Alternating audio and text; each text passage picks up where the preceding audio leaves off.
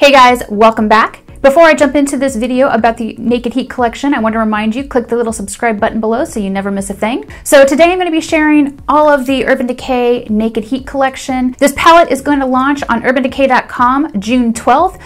There's going to be a very limited number of palettes that you can pick up on that date. And then after that date, it'll be available on June 30th. So basically, you're going to want to set your alarm if you want to pick it up at that time. All right, so I'm going to jump into the lipsticks first. The lipsticks are limited edition. They're $17. They're in this sort of scorched metallic coppery packaging. I am wearing the shade Heat. Heat is a burnt red with gold pearl. I put it on top of Urban Decay Hex Pencil. And here is Heat swatched on the back of my hand. I just did one pass. This is Scorched. It's a metallic copper. I just did 2 passes of it. This is Fuel. It's a warm peachy nude. And I just did 1 pass of that on the back of my hand. This is Torch eyeliner. It's a sienna orange. I'm wearing it on the lower lid today. I just got my eyelash extensions refilled, so I can't wear eyeshadow for 48 hours, which kills me. This is Alkaline, the deep wine eyeliner. We need an eyeshadow this color. There needs to be a deep burgundy matte that color. None of this brown tone burgundy stuff. Palette, this is what you're really waiting for. Like all the rest of the Urban Decay Naked palettes, there's a huge mirror. It also comes with a brush. This is like the iconic brush, and this is a tapered crease brush. I'm going to zoom in on the palette so you can see the colors close up.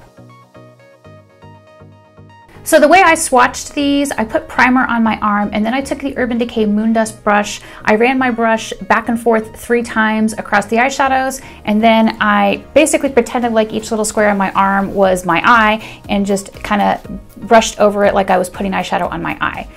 Only one color really gave me trouble. Ounce is a light warm ivory with peach undertone shimmer. I think that this is basically a highlight shade. I wouldn't use it as a base shade because I don't like shimmery shades as a base shade. Chaser is a light beige matte. I would probably use this as a base or a transition color. Sauced is a soft orange brown terracotta matte. Low Blow is a warm brown matte. Lumbre is a red peach base with a golden copper shift. This is probably the prettiest color in the palette. I think it's gorgeous. He Devil is a deep reddish orange matte. Dirty Talk is a metallic copper red. Scorched is a metallic copper red with gold shimmer. Cayenne is a deep brown with like orange undertones matte. And Fuego, this was a disappointing color for me. It's a brown with burgundy undertone. I don't feel it looks like a burgundy at all. It just looks like a brown, and really I was disappointed. I expected there to be a burgundy in this palette. Ashes.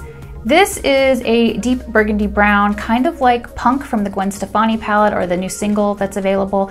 And again, this one actually looks like a deep burgundy red in the palette, but on the skin, at least on my skin tone, it reads as a burgundy brown. And I was disappointed that it was not a burgundy red or a burgundy wine, because I feel like that would look so good with these colors. Ember is like a deep brown base with a metallic copper brown shift. All right, so when I look at the colors in this palette, I see a lot of peaches, oranges, coppers, and browns.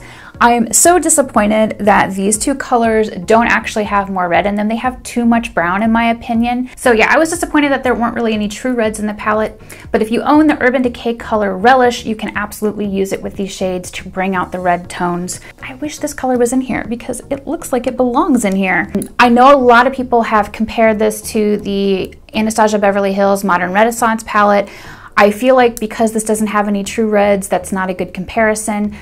I know other people have said it looks like the Natasha Denona Sunset Palette, and I would say it's closer to that in my opinion, except that this is obviously a fraction of the cost. I think this palette is a better buy if you're looking for those colors, since it's like $54. So really, my first impressions on this palette are that I really like that it has a good amount of mattes. It has a good mix of shimmers. If you are a fan of peach, copper, orange, and brown, you are gonna love this palette.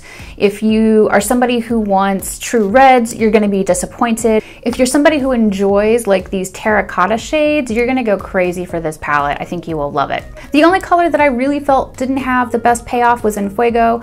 It was a little skippy for me, so that wasn't great. The rest of the shades worked for me just fine with no issue. So be sure to let me know what you think of the Urban Decay Heat Collection in the comments below. If you found this video informative or helpful, please give it a thumbs up and share. Thanks so much for taking the time to watch my video. Bye!